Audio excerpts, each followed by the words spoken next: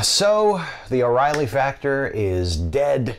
Bill O'Reilly's television career presumably is dead as well. I suppose it's possible that he may resurface somewhere else on television at some point, but even if that does happen, it probably won't be for quite some time, because it was the advertisers who ultimately killed the O'Reilly factor and pushed him out the door at Fox News. And as long as he is seen as ratings poison, or advertising poison at least, he will probably not be able to find another home on television. So that's good news. I'm very happy about that, because it's long overdue. But that was just step one. I tweeted something last week where I said, step one, get rid of Bill O'Reilly, and put a check mark next to that. Step two, stop making Bill O'Reillys. That is still very much a work in progress, and it is still extremely questionable if we are even interested in doing that. But I hope that we are, because that's what this video is going to be about. How do we stop making Bill O'Reillys? And I think the answer to that question is deceptively simple. How do we stop making Bill O'Reillys? We just have to start holding ourselves and our media personalities to higher standards than we are currently holding them to. When someone like Bill O'Reilly, who, let me be clear, in the entirety of his public career, has never been anything other than a complete asshole, particularly when his Fox News career, when he started on Fox News 20 years ago, from that moment to today, he has never been anything other than a complete asshole. And yet he was rewarded for that. His assholish tendencies were overlooked, or were apologized for, or were rationalized by the people who had power over him, his advertisers, his bosses at Fox News, because they said, hey, he gets great ratings. And indeed he did. His show was consistently incredibly highly rated, one of the most watched shows on cable consistently for years and years and years. There was certainly a segment of the audience that didn't mind that he was such an asshole, or didn't think that he was an asshole, or thought that he was an asshole, but liked what an asshole he was. And there's a certain type of person who might say, well, in that case, what's the problem? Doesn't he deserve that platform? If people will watch him, and if he can make money for his sponsors and his bosses, who are we to say he shouldn't have a show? And there's where the higher standard comes in. Because to me, if someone like O'Reilly is not only a huge asshole, from day one he was a huge asshole, but it wasn't just that he was a bully and a jerk on the air. He was a liar. He said things on his television show that were not true, both in a sort of inconsequential personal way, like he said that his show, his former show Inside Edition, had won a Peabody Award. Completely untrue. It actually won a Polk Award, and people thought, well, maybe that's what he meant. He was just misremembering, although he repeated the Peabody thing a few times. And the Polk Award came for reporting that was done after O'Reilly left the show. So he lied, trying to claim credit for a Peabody Award that didn't exist. And what he was probably actually referencing was a Polk Award that was won with no involvement from him whatsoever. So he lies about little things like that. He lies about important things, like when he tried to deny responsibility for inciting the murderer of George Tiller, who he called on the air a baby killer. And after Tiller was murdered by someone else who thought that he was a baby killer, O'Reilly, who had said to his massive television audience of millions, who looked to him as a source for information, who looked to him as a straight shooter, as someone who told them the truth, he told all of those people George Tiller is a baby killer. And after he did that, and after Tiller was murdered by someone, he tried to say, oh no, I didn't actually say that. I was just quoting other people. I was just repeating some of the things that people said about him. Maybe the next time someone shows themselves to be just shamelessly self-aggrandizing, well beyond the point of healthy self-confidence. Maybe that should be a red flag. When someone declares themselves to be a champion of the common people, to say about themselves, hey, who's looking out for you? Implying, hey, I'm looking out for you. All you people who watch me, you should trust me. When you set yourself up as this unreachable, infallible standard, you're the one that they can trust. All your people who watch you on TV, you're the one that they can trust. You call them the folks, as though your audience is the only audience there is. The people in O'Reilly's audience were spoken to every night as though they were the only people in the entire country, because they're the ones who were watching O'Reilly. And O'Reilly was the only important voice in cable news in the entire world. Essentially, if you listen to him, it's very easy to get that impression. And I don't know, I just was raised to be suspicious of that. I was raised to be suspicious of people who strutted around as though they were, as my father used to say and still says often about people that don't impress him, as though they were king shit of fuck mountain. I love that phrase, and I love my father for giving me that phrase in my vocabulary. That's what he used to call somebody who would strut around with their chest puffed out and their shoulders back, their nose up in the air, so to speak, although sometimes literally, as though they were it. And they weren't shy about telling you how great they were, or how tough they were, or how smart they were, or how much they had been through, or how many things they had seen, or all the people that they had seen fall before them who had made foolish choices that they had avoided. Banty roosters, my father calls them. And he always used to say, you know, people strut around like a banty rooster. That doesn't impress me. And it doesn't impress me either. And that's all Bill O'Reilly ever did when he was on TV, was strut around like a banty rooster. He was the shit. He was the best thing going. And that's why people watched him, and that's why people trusted him, because they knew that he was the best thing going. His audience was the folks. His show was The Factor. And he wasn't shy about bragging about his ratings. He wasn't shy about bragging about how ratings on other shows went up when he came on. And I don't know, maybe you people watching this, you folks watching this video were raised a little differently than I was. But I get the impression that a lot of people were taught that, you know, humility and modesty are good things. Humility and modesty are signs of character, are signs that you're a reasonably well-balanced, well-adjusted person, a sensible, reasonable person. If you're not too full of yourself, if you're not constantly trying to get other people to see how amazing you are.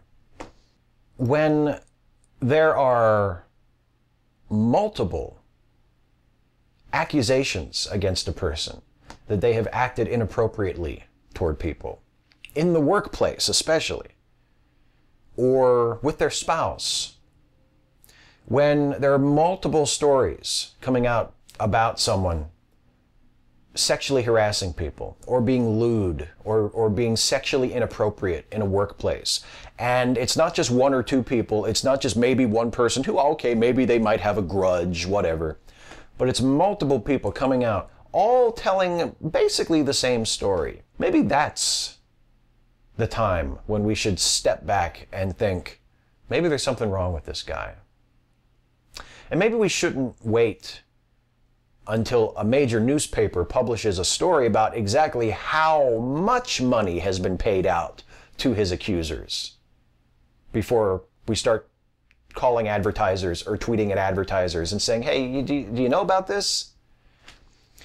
Because the sexual harassment allegations about O'Reilly, the very thing that brought him down last week, were not new.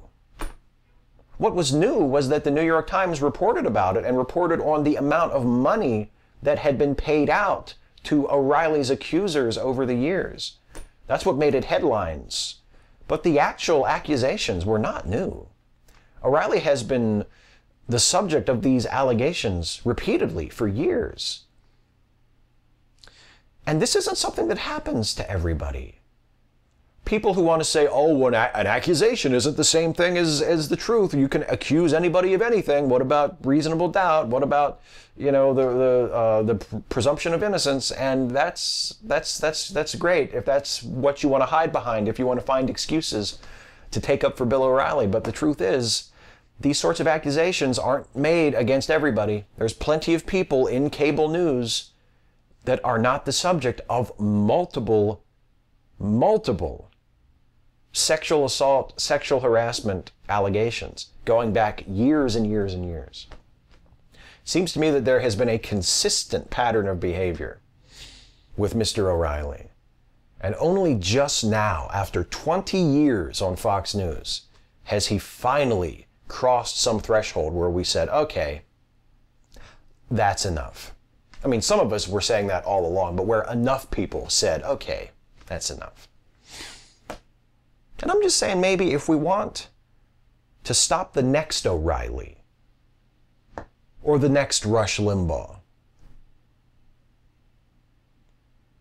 or the next Donald Trump, maybe we need to hold our standards a little higher.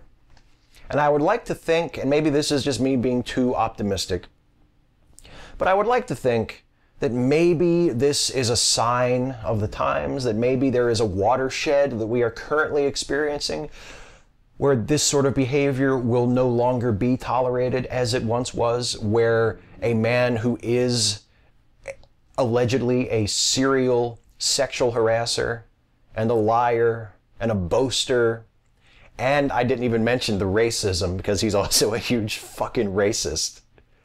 The Maxine Waters thing from a few weeks ago being only the most recent example of his repeated utterances on the air of blatantly racist stuff. Didn't even mention that when I was going through the liturgy earlier. Maybe from now on we're going to start looking at people like that and we're going to say, you know what? That's enough. I've heard enough from him. Let's find somebody else. I really hope that that's the case. I hope that the election of Donald Trump has been and not just the election of Donald Trump, but the unmitigated nightmare of Donald Trump's presidency to date as well, has been the bracing splash of cold water in the face that people have needed. People on the left who were maybe getting out of touch or too complacent, and people on the right who are starting to realize, oh, are these the people that represent me? In the government, on television, are these the people that are standing? When O'Reilly says, who's looking out for you? Are there finally a few conservatives out there among the folks who are looking at him and going, oh God, is this the guy looking out for me? Oh, no. Maybe all of this is finally reaching a boiling point. Maybe it took the election of Donald Trump. Maybe it took the New York Times reporting on the millions of dollars that have been paid out to O'Reilly's accusers over the years to hush them up and make them go away. Maybe it took the similar disgrace and fall of Roger Ailes at Fox News. Maybe when someone like O'Reilly is on TV and it turns out that he has been abusing and harassing women for decades, maybe we should say, no, that's not good enough for us anymore. And we don't care how popular he is. And we don't care if he says shit that we agree with. And we don't care if he attacks people that we don't like. And he's one of us. That's not good enough anymore. If you're a huge bastard and a sexual harasser and a racist, you have to go away now. We don't want you. Whether we're liberal or conservative, we don't want you on TV. We don't want you as a part of our culture. We don't want you representing us anymore. Go away. I mean, it's the main reason why I personally have stopped paying attention to Bill Maher. It's one sexist, homophobic, transphobic remark too many. I agree with a lot of what Bill Maher says. I think Bill Maher's right on a lot of stuff.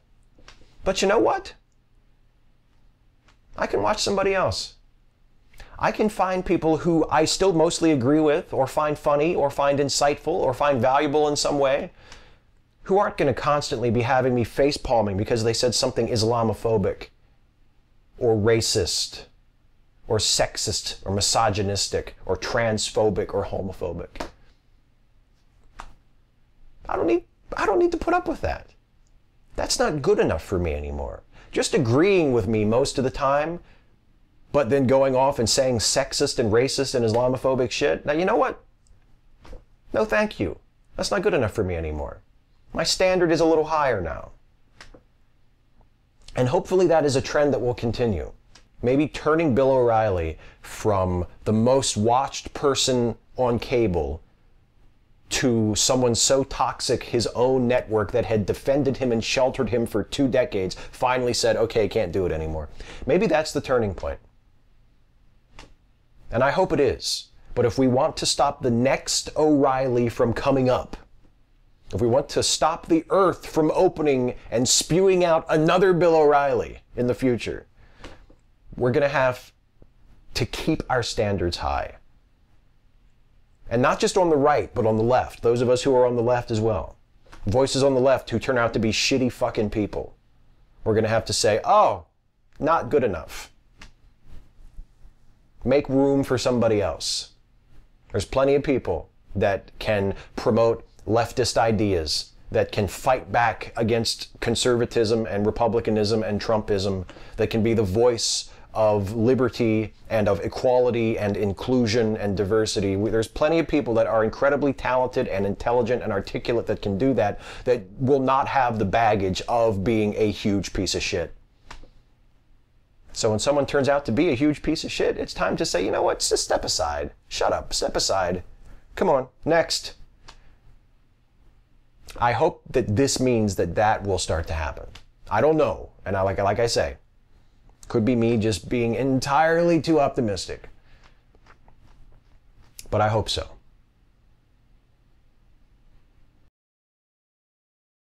Hey folks, thanks for watching. Hope you got something out of that one. If you did, please like, share, and subscribe. And also, please consider helping me to make more videos like this one by supporting this channel through Patreon.